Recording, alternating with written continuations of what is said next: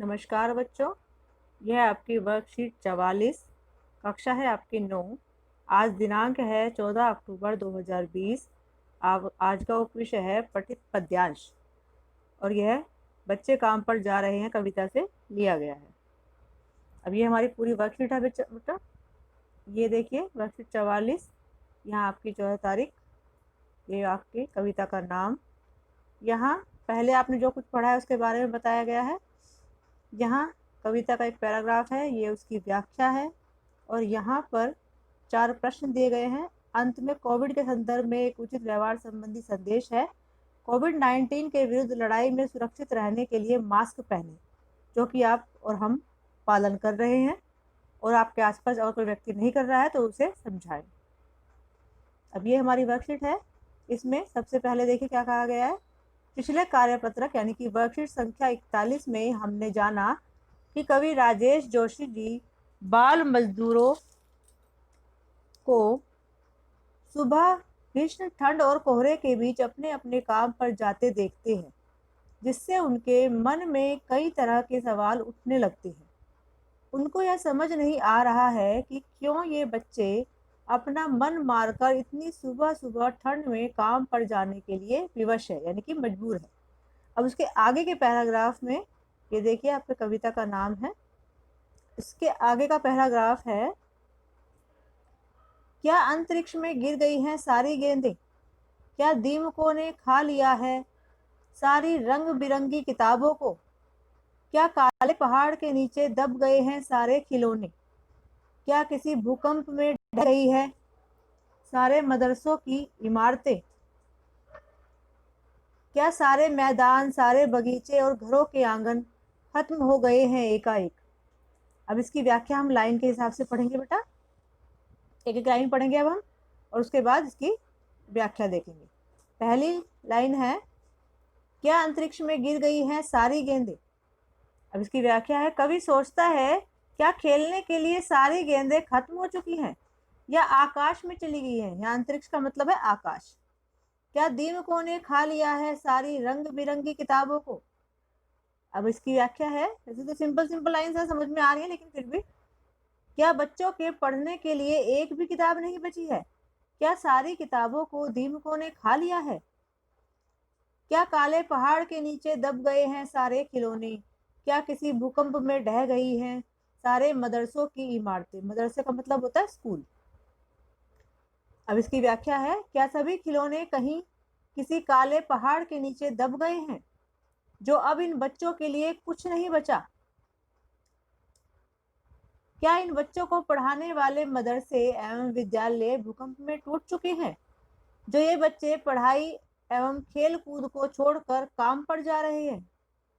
यहाँ कवि अपने मन में उठ रहे सवालों को बयां करते हुए कहते हैं, बयां का मतलब होता है बताते हुए, कि क्या बच्चों के खेलने की सारी जगह, अब ये लास्ट लाइन के बारे में आ गई व्याख्या, क्या सारे मैदान सारे बगीचे और घरों के आंगन खत्म हो गए हैं एकाएक। उसके बारे में कह रहे हैं, क्या बच्चों के खेलने की सारी जगह खत्म हो चुकी है, क्या सारे मैदान जहां बच्चे खेलते थे, सारे बागीचे जहां बच्चे टहला करते थे एवं घरों के आंगन खत्म हो चुके हैं। क्या इन बच्चों के पास अब कुछ नहीं बचा, इसलिए वह सुबह सुबह काम पर जा रहे हैं। ये बेटा इस पूरी व्याख्या है जिसके बारे में कवि प्रश्न कर रहा है अपने आप से भी और समाज से भी। क्या इन बच्चों के पास कुछ भी नहीं बचा, ना खेलने के लिए गेंदे, ना रंग बिरंगी किताबें, ना खिलौने, ना स्कूल जाने के लिए वहाँ की इमारतें, ना मैदान बगीचे घर के आंगन, कुछ नहीं बचा जहाँ ये खेल कूद सके पढ़ लिख सके, जो इन्हें काम पे जाना पड़ रहा है। आगे प्रश्न उत्तर है बेटा हमारे। पहला प्रश्न है, कविता की पंक्तियों में बच्चों के लिए क्या क्या समाप्त हो गया है। उत्तर, कविता की पंक्तियों में बच्चों के लिए गेंद, रंग बिरंगी किताबें, खिलौने, स्कूल, मैदान, बगीचे और घरों के आंगन, यह सब समाप्त हो गया है।